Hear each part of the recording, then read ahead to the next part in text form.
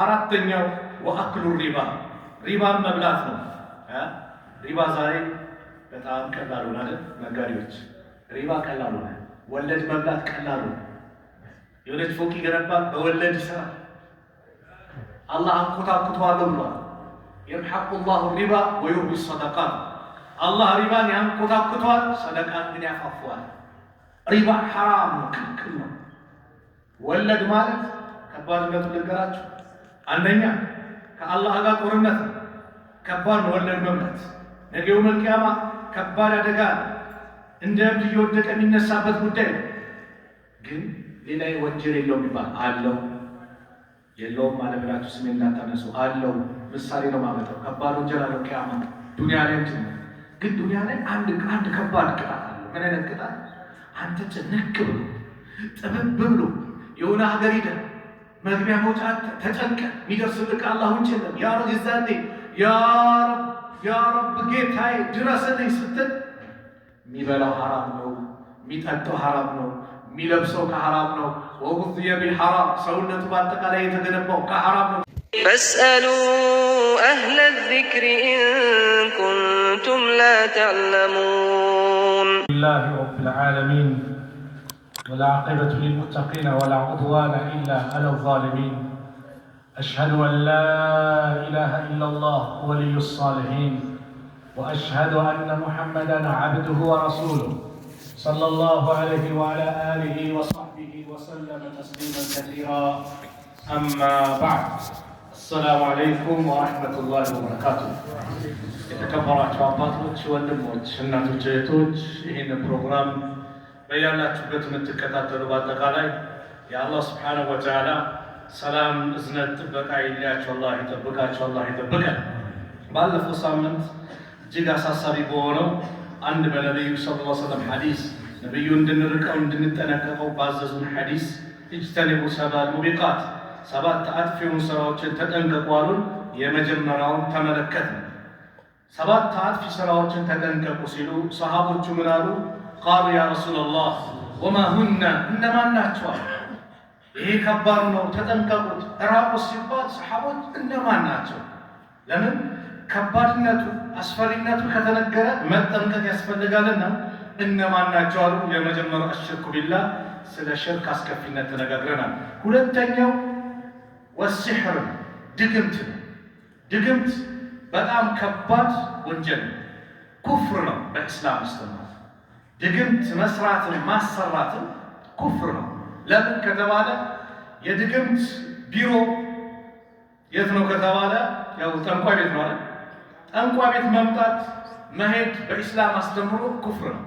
ነብዩ ሰለላሁ ዐለይሂ ወሰለም በአንድ ሐዲስ ሲነግሩ ምን አሉ? መን አታ አራፈን ፈሰደቀሁ ቢማ የቁል ፈቀድ ከፈረ ቢማ ኡንዚለ ዐላ ሙሐመድን ሰለላሁ ዐለይሂ ወሰለም። አንድ ጠንቋይ ቤት መጥቶ የጠንቋዩን ንግግር እውነት ብሎ ካረጋገጠ በሙሐመድ በተወረደው ቁርአን ክዷል አሉ ነብዩ ሰለላሁ ዐለይሂ ወሰለም። በአንድ ወቅት እናታችን አይሻ ረዲየላሁ ዐንሃ ስትናገር እንዲህ አለች። ቃለት ሰአለ ረሱሉላህ ሰለላሁ ዐለይሂ ወሰለም ኡናሱን አኒል ኩሃን፣ ሰዎች ለነቢዩ ሰለላሁ ዐለይሂ ወሰለም ስለ ጠንቋዮች ጠየቋቸዋል። ፈቃል ነቢዩ ምን አሉ? ለይሱ ቢሸይ፣ እነሱ እኮ ምንም አይደሉም። ጠንቋይ ደካማ ፍጡር ምንም አይደሉም አሉ።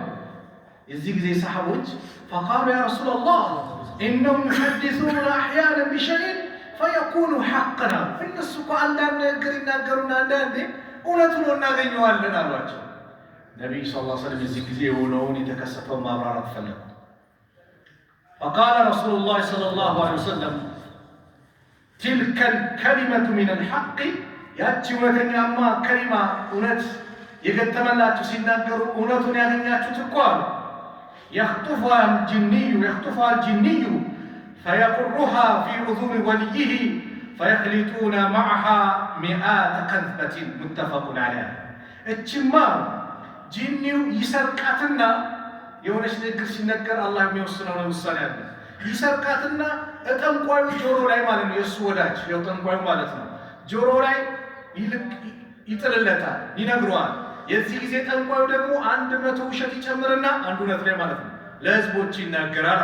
በሌላ ሐዲስ ቡኻሪ በዘገቡት ላይ እናታችን አይሻ ረዲየላሁ ዐንሃ أنها سمعت رسول الله صلى الله عليه وسلم يقول إن الملائكة ملائكة تنزل في العنان وهو السحاب ወደ ቅርቢቷ ሰማይ ማለት ወደ ደመናው አካባቢ ሰማይ ዱንያ ወዳለበት ወረድሉና فتذكر الأمر القضي في السماء ሰማይ ላይ የተወሰነውን ውሳኔ ይነጋገራሉ።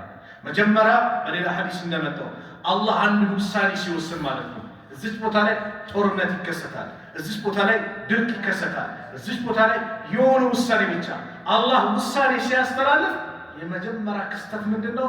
መላእክቶች በአጠቃላይ ይወድቃሉ። መላእክቶች ይወድቃሉ። መጀመሪያ የሚነሳው ጅብሪል ነው። ጌታችን አላህ እውነት ብሏል፣ ይነሳል። ከዛስ ማዛ ቃለ ረቡና ጌታችን ምን አለ ብሎ መላእክቶች ለጅብሪል ይጠይቁታል። ቃለ الحق እውነት ብሏል፣ ሁሉም ወሬ ደርሷል። ከዛ ቅርቢቷ ሰማይ ያሉት መላእክቶች ጌታችን አላህ በዚህ ሰዓት፣ በዚህ ቀን፣ በዚህ ወር እኮ እንደዚህ ነገር ይከሰታል ብሎ ወሰነ ብለው ሲነጋገሩ እዛች ሰማይ ዱንያ ላይ ቀርበው ሲነጋገሩ ፈየስተሪቁ الشيطان السمع ሸይጣን ያችን ነገር ይሰማል፣ ይሰርቃል። ከዛ በኋላ መጥቶ ለጠንቋዩ ዋህይ ያደርግለታል፣ ይነግረዋል፣ እንዲህ ተብሏል ይላል። فيكذبون معها 100 كذبة من عند أنفسهم ከራሱ 100 ውሸት ይደባልቅና አንዱ እውነት ተነግሯል አይደል ይደባልቃታል። ያችን እውነት ያየው ምስኪኑ ማህበረሰብ 100 ውሸት ሲደባለቅለት እውነት ይላል። ጎረቤትህ እንደዚህ ነው፣ እውነት ነው። ባለቤትሽ እንዲህ ነው ይላታል። ጠንቋይ የምትመላለስ ባለቤት ሚስት ካለችን ባሏን ጠላት አድርጋ ትይዛለች። ጠንቋይ ጋር የሚመላለስ ባል ካለ ሚስቱን ጠላት አድርጎ ይዛል። ጎረቤቶቹ ጋር ሰላም የለም። በምን? በጠንቋይ ስራ። ስለዚህ ድግምት የሚባለው ነገር መጀመሪያ የሚፈጸመው የሚኬድ ነው፣ ጠንቋይ ቤት ነው። ጠንቋይ ቤት መሄድ ብቻ እኮ አላህ ሰላታችንን ባዶ ያስቀራል። ነብዩ ሰለላሁ ዐለይሂ ወሰለም ነው من أتى عرافا فسأله عن شيء አንድ ጠንቋይ ቤት መጥቶ የሆነች ነገር ጠይቆ ፈሰደቀው እውነት ካለ لم تقبل له صلاة 40 يوما رواه مسلم 40 ቀን ሰላቱ ተቀባይነት የለውም አሉ ነብዩ ሰለላሁ ዐለይሂ ወሰለም። ስለዚህ ጠንቋይ ቤት መሄድ ዛሬ ድግምቱ በየቦታው ሰው ቤቱ ተሳስሮ እንዲቀመጥ ስራ እንዳይሰራ ቶፕ ተማሪ ከሆነ ከትምህርቱ በምን ምክንያት ከተባለ በመጥፎ እሳቤ በምቀኝነት መጀመሪያ ድግምት ዝም ብሎ አይሰራም። ቀልብ ሲቆሽሽ ነው። ቀልብ ሲበላሽ ወንድሜ ላይ መጥፎ ነገር እንዲመጣበት ስፈልግ የወንድሜ ለውጦ ካላስደሰተኝ የእሱ እድገት ካላስደሰተኝ ወንድሜ ላይ መጥፎ ነገር አስባለሁ። ከቻልኩኝ እሱን ለመግደሉ ላጥራለሁ። ምን እላለሁ? በምን? የቀልብ መበላሸት። የቀልብ በሽታ ከባድ አደጋ አለ። የአካል በሽታ ይሻላል እኮ የአካል ይድናል መድኃኒቶች። የቀልብ በሽታ በጣም ከባድ። በተለይ ምቀኝነት ምንም ጸብ የለም። ምቀኝነት ጸቡ ምንድን ነው? ለምን ተለወጠ? ለምን ተቀየረ? ለምን አደገ? ለምን ህንፃውን ገነባ? ለምን አገኘ? ለምን ተለወጠ ነው። ያ አላህ አላህ ይጠብቀን። ምቀኝነት ከባድ በሽታ ነው። ከዚህ በፊት በደንብ አውርተናል። የይሁዳዎች መለያ፣ አቡ ጀሃል መለያ፣ የኢብሊስ መለያ ምቀኝነት ከባድ ወንጀል ነው። ስለዚህ ይህ ወንጀል ወደ ድግምት ይወስዳል። ቀልብ ሲበላሽ ነው ወንድሙ ላይ የቻለውን አድርጎ ብሎ መጨረሻ የቀልብ በሽታ እየጨመረ ሲመጣ ጠንቋይ ቤት ይሄዳል፣ ወደ ኩፍር ይሄዳል ማለት ነው። ጠንቋይ ቤት ምን ኩፍር ነው። እውነት ብሎ መናገር ማረጋገጥ ኩፍር ነው። ሐዲስ እንደመጣው ድግምት ለማሰራት ቤት ኩፍር ነው፣ ከባድ ነው፣ ከእስልምና ያስወጣል። ስለዚህ እሺህ ዛሬ በየቦታው በስተዋል። ታዲያስ እኛስ ምን ይጠበቅብናል ከተባለ እኛ ከአላህ ጋር ልምምድ ማሳመር፣ ዚክር ላይ ጠንካራ መሆን፣ ቁርአን ማብዛት፣ ዱዓ ማብዛት። ከቤት ስንወጣ የምንለው ዚክር፣ ቤት ስንገባ፣ ስንቀመጥ፣ ስንነሳ ኢስላም የተወው ነገር የለም። ሁሉም ነገር አስቀምጦልናል። እኛ የዚክር ሰዎች እንሆን፣ ሁሌ አላህን እናውሳው። አብሽር ካንተ ይረካል። ከቤት ስትወጣ ጭምር እኮ ጂን ሊለክፍ ይመጣ ጂን አለ፣ ግን ሳይችል ይመለሳል። ምን በማለት ቢስሚላህ ተወከልቱ ዐለላህ ወላ ሐውለ ወላ ቁወተ ኢላ ቢላህ ብለህ ስትወጣ አንተ ሊለክፍ ይመጣ ጂን ሲመጣ ሌላኛው ጂን ይለዋል፣ ከዚህ ሰው ምን አለ የተጠበቀ ስንት ጥበቃ ያለው ከሱ ምን አለ ይለዋል። ሱብሃንአላህ ምን ያልካት ዚክር ናት።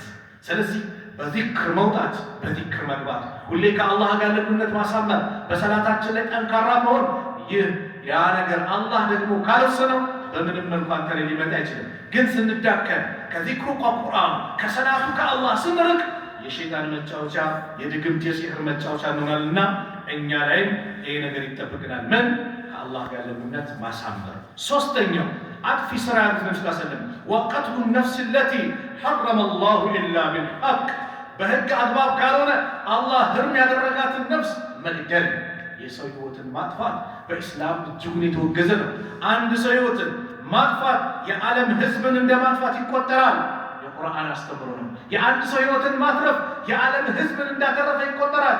የቁርአን አስተምሮ ነው። ያለ ህግ አግባብ ማለት ምንድነው? ኢስላም እንዲገደል ይወሰነባቸዋል። ለምሳሌ በሐዲስ የመጣ አይደል? አግብቶ ዝሙት ከሰራ ተወግሮ ይገደላል። ነፍስ የገደለ ይገደላል። የአንዱ ነፍስ ርካሽ የአንዱ ውድ የምትሆንበት ምክንያት የለም።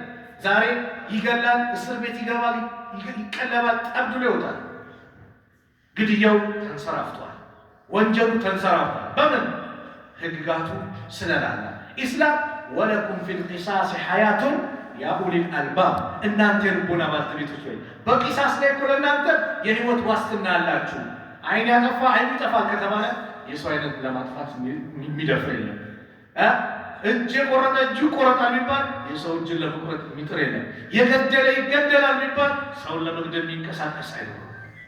ዛሬ ግን እንደፈለገ ሱብሃንአላህ ያለንበት ወቅት ደግሞ ነብዩ ፍትዋው የነበሩ የቂያማ ምልክት ገዳይ ለምን እንደሚገድል ተገዳይ ለምን እንደሚገደል የማያውቅበት ወቅት ይመጣል አሉ። ዛሬ አለ ይገድላል። ለምን እንደሚገድል አያውቅ። የሚገደለው በምን ጉዳይ እንደሚገደል አያውቅ። የሰው ነፍስ ርካሽ ሆነችበት፣ የሰው ደም ርካሽ ሆነበት ወቅት ይሄ በእስላም እጅጉን የተወገዘ ነው። ወቀትሉ ነፍስ التي حرم الله الا بالحق አላህ በህግ አግባብ ካልሆነ እንዳይገደል የወሰነበት ነፍስ መግደል ከባድ ነው። እንኳን ሌላ አይደለም ቃል ኪዳን ያላቸውን ሰዎች የገደለ በኢስላም አስተምሮ የጀነትን ሽታ አያገኛትም፣ ይርቃል አሉ ነብዩ ሰለላሁ ዐለይሂ ወሰለም። ግድያ ኢስላም አውግዞታል። ግድያ የሚመጣባቸው በጦርነት ሰዓት ሊመጣ ይችላል። ጂሃድ ሲመጣ ሊመጣ ይችላል። እዛ ሰዓት ራሱ ሱብሃንአላህ ሽማግሌ እንዳትነኩ፣ ሴቶች እንዳትነኩ፣ ህፃናት እንዳትነኩ፣ ዛፍ እንዳትቆርጡ፣ የአምልኮ ስፍራዎችን እንዳታፈርሱ የኢስላም አስተምሮ። ከጦርነቱ ጋር ግንኙነት ያለው ግንኙነት ብቻ ያላቸው ኢስላም ይሄ ነው። ራህማ እዝነት አለው። እንኳን ሰውን አይደለም እንስሳ ስትገድል ራህማ ይኑር። ስታርድ ነው ስትገድል ማለት ስታርድ ምን በግ ስታርድ ፍየል ስታርድ ራህማ ይኑር። መጀመሪያ ቢላውን ሳለው የዛገ ቢላ አጥተ አታሰቃይ ነው የኢስላም አስተምሮ። ስለቱን በደንብ ከሳልክ በኋላ በአንድ ያሳርፍ። ሌላ እያረድክ በእሷ ፊት መሞረድ የለብህም። ወይ ሌላ ፍየል እያረድክ ሌላ ፍየል አጠገብ ማሳየት የለብህም። እዝነት ኢስላም አስተምሮ። ሐታ በጂሃድ ላይ ከተገዳደልክ ጭምር ስገሉ አገዳደላችን አስተምሮ ነው። በምን አንድ አፍንጫ መቁረጥ፣ እጅ መቁረጥ፣ ጆሮ መቁረጥ፣ አይን መውጣት እንደዚህ የለም። እስልምና የለም፣ ክልክል ነው። አላህ ከልክሏል ይሄን ነገር። ኢስላም ዲኑ ረሕማ የእዝነት ዲን፣ ዲኑል ዐድል የፍትህ ዲን፣ ሰላም የሚገኝበት ዲን ኢስላም። ይህን ህግ የሚያመጣው ኢስላም። አራተኛው ወአክሉ ሪባ፣ ሪባን መብላት ነው። ሪባ ዛሬ በጣም ቀላል ሆነ አይደል? ነጋዴዎች ሪባ ቀላል ሆነ። ወለድ መብላት ቀላል ሆነ። የወለድ ፎቅ ይገነባል፣ በወለድ ይሰራል። አላህ አንኮታኩተዋለሁ ብሏል። የምሐቁ ላሁ ሪባ ወዩርቢ ሰደቃት። አላህ ሪባን ያንኮታኩተዋል፣ ሰደቃን ግን ያፋፈዋል። ሪባ ሐራም ነው፣ ክልክል ነው። ወለድ ማለት ከባድነቱ ልንገራችሁ። አንደኛ ከአላህ ጋር ጦርነት ነው። ከባድ ነው ወለድ መብላት። ነገ የውመል ቂያማ ከባድ አደጋ ነው። እንደ እብድ እየወደቀ የሚነሳበት ጉዳይ ነው። ግን ሌላ ወንጀል የለውም ይባል አለው። የለውም ማለት ብላችሁ ስሜን እንዳታነሱ። አለው ምሳሌ ነው ማመጣው። ከባድ ወንጀል አለው ቂያማ ዱንያ ላይ እንጂ ግን ዱንያ ላይ አንድ ከባድ ቅጣት አለው። ምን አይነት ቅጣት? አንተ ጭንቅ ብሎ ጥብብ ብሎ የሆነ ሀገር ሄደህ መግቢያ መውጫ ተጨንቀ የሚደርስልህ አላህ ውጭ የለም። ያ ረብ ይዛኔ ያ ረብ ጌታዬ ድረስልኝ ስትል የሚበላው ሐራም ነው፣ የሚጠጣው ሐራም ነው፣ የሚለብሰው ከሐራም ነው፣ ወጉዝየ ቢልሐራም ሰውነቱ በአጠቃላይ የተገነባው ከሐራም ነው ተብሎ ዱዓ ሙስተጃብ አለመሆኑ ብቻ ቅጣት አይበቃም? አንተ ተጨንቀህ ያ ረብ ስትል በሐራም ወለድ በመብላት ሐራም በማግበስበስ ብቻ የአንተ ዱዓ ተሰሚነት የለውም መባሉ ብቻ አይበቃም ወይ? ግን አኺራም ከባድ ቅጣት አለ። ስለዚህ ወለድን እናራቅ። አላህ ያንኮታኩቷል። አዎ በአንድ ጊዜ እኮ ሰምተናል። የዓለም ኢኮኖሚ በጣም ተንኮታኩቶ ነበር። በምን ሪባ ወለድ ያንኮታኩቷል። ዛሬ ምስኪን አባት ይሞትባቸዋል። ወንድም ታላቅ ወንድም ኃላፊነት ይወስድና ካርታ ይዝና ህንፃ ሊሆን ይችላል፣ ንግድ ቦታ ሊሆን ይችላል፣ ወይ ትልቅ ቤት ሊሆን ይችላል። ምስኪን ልጆች አሉ፣ የቲሞች ታናናሾቹ አያናግር ማን አለብኝ ካርታውን አስይዞ ባንክ ቤት ወለድ ይበደርበታል። ሱብሃንአላህ። እሱ ጨፍሮበታል፣ በልቶታል፣ እንደፈለገ አድርጎታል። ነገር ግን በሐራጅ ነገር ይሸጥ እነሱ ወደ ጎዳና ያስወጣቸዋል። ስንቱን ቤተሰብ ይበትናል። ነገር ትጠየቃለህ። ወላሂ ይህ የምትጠየቀው ደግሞ በዱንያ ህግ አይደለም፣ በአላህ ህግ ነው። የአላህ ህግ ደግሞ ፍትህ የሰፈረባት ማንም አይበደልባት፣ ሁሉም የእጁን ያገኘበት ራቁትህን የምትቀርበት ነው። ስለዚህ ወለድ ነው ስንተኛው? አራተኛው የአላህ መልእክተኛ ነቢዩ ሰለላሁ ዐለይሂ ወሰለም የከለከለው። አምስተኛው ወአክሉ ማል የቲም የየቲምን ገንዘብ መብላት። የቲም ቅድም ያልኳቸው አሁን እንደዚሁ ካርታ እየለወጠ አጎት ይረከባል፣ ስም ካርታ ይቀይራል፣ መሬት ካለ ይገፋባቸዋል፣ ይወስድባቸዋል፣ ያስለቅስባቸዋል። የየቲሞች ሐቅ ከባድ ነው። አላህ ኢነለዚነ ያእኩሉነ አምዋለል የታማ ዙልመን እነዛ የየቲሞችን ገንዘብ በዙልም በበደል የሚበሉ የሚዘርፉ ኢነማ ያእኩሉነ ፊ ቡጡኒሂም ናራ እነሱ እኮ በሆዶቻቸው ላይ የሚበሉት እሳትን ነው። ወሰየስለውነ ሰዒራ እሳትን ይበሏታል። እሳት ነዲድ እሳት ውስጥ ደግሞ ይገባታል። እሳት ነው የምትበላው። ደካሞች ናቸው አያውቁም። ስለዚህ የተንከባካቢ መስለህ ንብረታቸውን ከንብረትህ ጋር የምትቀላቀል ምዘርፍ ከሆነ አንዳንድማ አለ እኮ ሱብሓነላህ ምግብ ጭምር የሚከለክላቸዋል። በቃ ትንሽ በቀን ሁለት አንድ ይሰጣል። የራሱ ልጆች እንደፈለገ ያበላል። በእነሱ ገንዘብ ኃላፊነት ወስዶ አባት ሲሞትባቸው ወይ አጎት ወይ ወደ ዘመድ ይመጣና የእነሱን ገንዘብ ልጆቹን ያመሻምሽበታል፣ ልጆቹን ያለብስበታል። የቲሞችን ግን ያስለቅሳል። መሆን የነበረበት ግን የቲሞችን መንከባከብ ነበር። የቲሞች የሚንከባከብ ሰው እኔና እሱ ጀነት ውስጥ እንደዚህ ነና ሁለት ጣታቸውን እንደዚህ ከፈት አረጉ።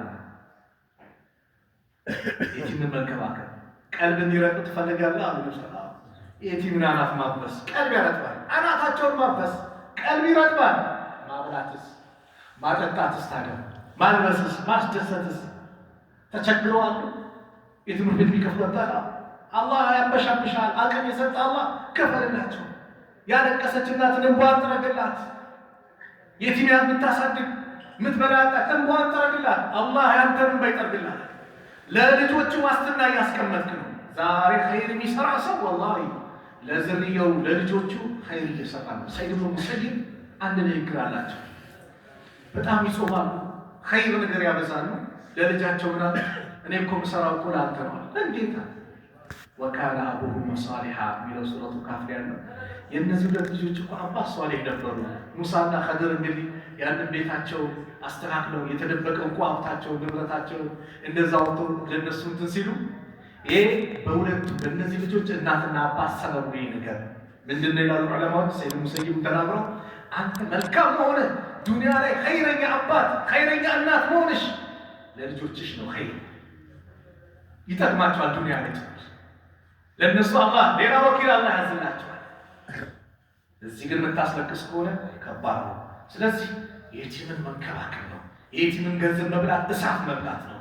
አላሁመ ኢኒ ኡሐርጁ ሐቀ ضعيفይና አላህ ወይ እኔ የሁለት ሐቅ ገንዘብ የሁለት ደካሞችን ገንዘብ የሚበላ እኔ ወደ አንተ ወንጀለኝነቱን አስተጓለሁ ከሰዋለሁ። የማን የየቲምን ገንዘብና የሴትን ገንዘብ የሚበላ ሴትን ደካማ ናት። ገንደካ ማለት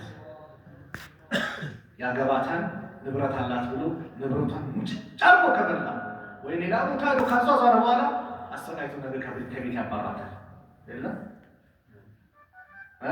ወይ አማናት አስቀምጣለች መቼ አስቀምሽ ይላታል። በዚሁ አጋጣሚ አላህ ያለ ያዘዘን ትእዛዝ እንፈጽም። አላህ ዕዳ እንኳን ዱቤ ስትበዳደሩ ምን ስትሉ ተጻጻፉ ብሎናል።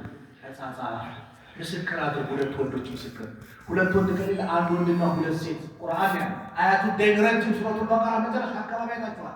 ረጅም አንቀጽ ያቀናላ ማንነታችን አላህ አይ ዛሬ መስጊድ ነው ማሜን ጀማ ነው ዝም ብለን ትላለህ። የት አለ ሲባል የለም ምስክር የለም ምን የለም። እሱ በልቷል እንደበላ ግን አይቀርም። ነገ ባዶ ነው መልቂያማ ባዶውን ነው ሰላቱን ነው የሚያስረክብን፣ ዘካውን ሐጁን ነው የሚያስረክብናል። ግን እስኪ ጉድ ፈጽሞኛ ስድስተኛው ነብዩ ሰለላሁ ዐለይሂ ወሰለም ምናሉ ወተወልየ የውም ዛህፍ በተፋፋመ ጦርነት ሰዓት ላይ ጃል ፊ ሰቢላ ወጥቶ አሚሩ ሳያዘው ሳይሆን የዛኔ ወደ ኋላ ማፈግፈግ ሙስሊሙን አስበልቶ መሮጥ ማለት ነው። ይህም ከባድ ወንጀል ነው። ስድስተኛውን ሰባተኛውን የመጨረሻው ወቀዝፉል ሙሕሰናት ቀዝፍ ማለት ክብር ማዋረድ፣ መስደብ፣ የሌለ ስምን መለጠፍ። ማንም አልሙሕሰናት ጥቡቅ የሆኑ ሴቶችን፣ አልሙእሚናት አማኝ የሆኑ ሴቶችን፣ አልጋፊላት ከዝሙት ዘንግ የሆኑ ሴቶች አሉ። ጥቡቅ የሆኑ ሙእሚን የሆኑ ከዝሙት የዘነጉ ሐራም ነገር የራቁ ሴቶችን መስደብ ከባድ ወንጀል ነው። ዛሬ ቀላሉ ነው። እኔ ስሙን መጥራት ይከብደኛል። አንቺ እንደዚህ ይላል፣ በሴተኛ ዳሪ ስም ይጠራል። አንቺ እንደዚህ ያለ እንዲህ ከባድ ወንጀል ነው። እንዲህ ስሟን ታጠፋለህ። በኢስላም ሕግ እኮ እነዚህ እህቶቻችንን የሚሳደቡ ሰዎች አላህ ምንድን ያለው? ኢነ ለዚነ የርሙነ ልሙሕሰናት እነዛ ጥቡቅ የሆኑ ሴቶችን የሚሳደቡ አልጋፊላት አልሙእሚናት አልጋፊላት ሙእሚናት ከዝሙት የዘነጉ ሙእሚን የሆኑ ሴቶችን የሚሳደቡ ሉዒኑ ፊ ዱንያ በዱንያ የተራገሙ ናቸዋል። ወልአኺራ በአኺራም የተራገሙ ናቸዋል። ወለሁም ዐዛቡን ዐዚም ለእነሱ ከባድ ቅጣት አላቸው። ጥቡቅ የሆኑ ሴቶችን መሳደብ 80 ግርፋት አለው። በኢስላም ሕግ 80 ግርፋት አለ። እንግዲህ 100 ግርፋት ለማን የሚሰጠው?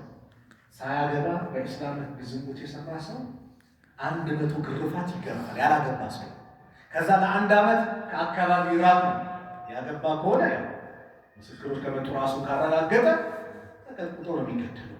ያም የሆነው ምንድን ነው? ዱንያው ላይ በቃ ከፋራው አለቀ። አኺራ ላይ ምን የለም ቅጣት የለም ማለት ነው። ከዛ ላይ ስንቱን ተሳድቤያለሁ፣ ስንቱን አዋርጃለሁ፣ ስንቱን ከፍ ዝቅ አድርጌያለሁ። በተለይ ደግሞ ጥቡቅ እህቶቻችን ስሟን ስንቷን አጥፍቻለሁ።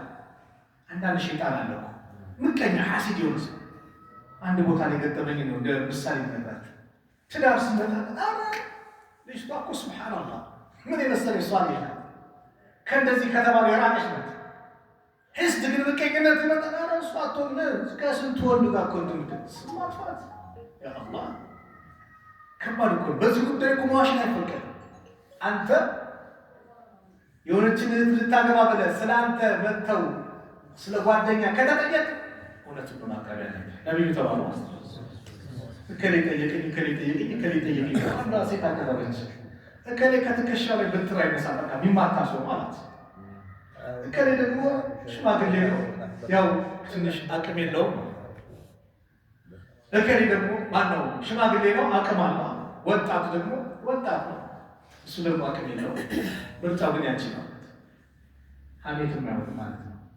እከሌ እንዴት ናት ከተባልክ እውነቱን እንጂ የሌለ ነገር መናገር የለብህም ነው። ጭራሽ ስም ማጥፋት ደግሞ ሰው ከባድ ነው። መዋሸት ከባድ ነው። መዋሸት ከተፈቀደው ምንድን ነው? የተጣሉ ሰዎችን ለማስታረቅ ለማስማማት መዋሸት ይቻላል ተብሏል። ለማስማማት ወንድማማችነታቸው እንዳይበላሽ ለማቀራረብ ይወዳል ብለህ ማስማማት። በዚህ ሰዓት ነው መዋሸት የተፈቀደው። አላህ ይዘንልን። ዛሬ ዋሽተን እናጣላለን፣ ዋሽተን እናለያያለን፣ ዋሽተን ስም እናጠፋለን። ስለዚህ እህቶቻችንን ስም ማጥፋት፣ ጥቡቅ ሰዎችን በዝሙት ስም መጥራት ደግሞ ከባድ ነው። ሉዒኑ ፊ ዱንያ ወልአኺራ በአኺራም በዱንያም የተረገሙ ናቸው። ወለሁም ዐዛቡን ዐዚም ለእነሱ ከባድ ቅጣት አላቸው አለ። አላህ ይጠብቀን ከእንደዚህ አይነት መጥፎ ከአባብ ወንጀሎች አላህ የምንርቅ አላህ ያድርገን። አላህ ይጠብቀን። ቀልባችንን አላህ ንጹህ አላህ ያድርግልን። ከድግምቱም አላህ ይጠብቀን። ሰውን ከመግደሉ አላህ ይጠብቀን። ሪባን ከመብላቱ አላህ ይጠብቀን። የየቲሞችንም ገንዘብ ከመብላት አላህ ይጠብቀን። እንደዚሁም ደግሞ በተፋፋመ ጦርነት ሰዓት ላይ በሙስሊሙን አጋፍቶ መሸሽም ከዚህም አላህ ይጠብቀን። እህቶቻችንን ከመስደብ አላህ ይጠብቀን። ምላሳችንን አላህ ለኸይር ነገር አላህ ያግራልን። ምላሳችን ለኸይር ነገር የተገራች አላህ ያድርግልን። ከመጥፎ ነገር አላህ ይጠብቅልን። ሁሌ ኸይር ነገር የምትናገር አላህ ያድርግልን። በዚክር የተዋበች አላህ ያድርግልን። በቁርአን የተዋበች አላህ ያድርግልን። በዱዓ የተዋበች አላህ ያድርግልን። ቀልባችንን ለኢማን ብርሃን አላህ ክፍት አላህ ያድርግልን። መጥፎ ነገርን ከቀልባችን አላህ ያውጣልን። አላህ ሱብሓነሁ ወተዓላ ሁሌ እሱን አምልከን፣ ሁሌ እሱን ተገዝተን፣ ሁሌ እሱን አመስግነን፣ ሁሌ እሱ ላይ ብቻ ተደግፈን በዱንያ ላይ ያለችን ቆይታ በዚህ አማራ ያድርግልን። ዱንያንም ስንልቅ ደግሞ እንደው እንዳማረብን ላኢላሃ ኢለላህ እያልን የምንሄድ አላህ ያድርገን። አላህ ሱብሓነሁ ወተዓላ የሁላችን መጨረሻ አላህ ያሳምርልን። መጨረሻችን አላህ ያሳምርልን። ያ ረብ ከማዕከላችን የተጨነቀን ከጭንቀቱ አላህ ይገላል። የታመኑን አላህ ያሽረው። የታመሙብን ቤተሰቦቻችን አላህ ያሽራቸው። አልጋ ቁርአን አላህ ያስነሳው። ያ ረብ በድግምቱም እንደዚህ የተፈተነ አላህ ይፈውሰው። አላህ ይፈውሰው። ያ ረብ ደጋሚዎችን አላህ ሱብሓነሁ ወተዓላ የነሱን የቅጣት አለቃውን በእነሱ አላህ ያድርግ። በዑመር ዘመን እንደው ደጋሚዎች አንገታቸው ነበር የሚቆረጠው። ዛሬ ህጉም ላልቷል፣ ደጋሚ በዝቷል። ያ አላህ ከድግምተኞች ሴራ አላህ ይጠብቀን። ከድግምተኞች ሴራ አላህ ይጠብቀን። እኛም በቁርአን በዚክር የተዋብን አላህ ያድርገን። በዚህ የተጠናከረን አላህ ያድርገን። ያላገቡት ወንድም እህቶቻችን አላህ ይዳራቸው። ለእህቶቻችን ሷሊሃን አላህ ይስጣቸው። ለእህቶቻችን የተመኙት የወደዱትን እንደው የሚያከብራትን የሚተናነስላት የሚያዝንላትን በአላህ ላላገቡት እህቶቻችን አላህ ይስጣቸው። ለወንድሞቻችንም ደግሞ እንደዚሁ ያ ረብ የምትታዘዘው ሳያት የሚደነግጥባት የሚደሰትባትን ያ ሷሊሁን ሚስቶች ለወንድሞቻችን አላህ ይስጣቸው። ልጅ የሌላቸውንም አላህ ልጅ ይለግሳቸው። ልጅ የሌላቸው አላህ ልጅ ይለግሳቸው። ስራው ክራውድ የሆነበት የተበላሸበት አላህ ያስተካክልላቸው። ክፍትፍት አላህ ያድርግላቸው። ስራችሁ እንደው ክራውድ የሆነባቸው አላህ ይከፋፍትላቸው። ርዝቃችሁን አላህ ያስፋላቸው። ውጭ ሀገር ያሉት እህት ወንድሞቻችን የተጨነቁ ከቤተሰቦቻችን ጋር ባዶቻችንን በምን እንገናኝ ያሉትን ያ ረብ ሁሉም ነገር አሟልቶ አላህ ከቤተሰቦቻቸው ጋር በሰላም በጤና በአፍያ አላህ ያገናኛቸው። ያ ረብ የተከበረ ወር እየመጣ ነው። በሰላም የምናገኘው አላህ ያድርገን። ረመዳንን የምንደርስ አላህ ያድርገን። በሰላም የምናገኘው አላህ ያድርገን። ያ ረብ በሰላም የምንቀበለው አላህ ያድርገን። እንደ ወትሮ የበለጠ ለረመዳን ዝግጅታችን ተጠናክሮ እንደው በህይወታችን ያማረ ረመዳን የምናሳልፈው አላህ ያድርገን። ረበና አቲና ፊ ዱንያ ሐሰና وفي الآخرة حسنة وقنا عذاب النار وصلى الله على نبينا محمد وعلى آله وصحبه وسلم وآخر دعوانا أن الحمد لله رب العالمين والسلام عليكم ورحمة الله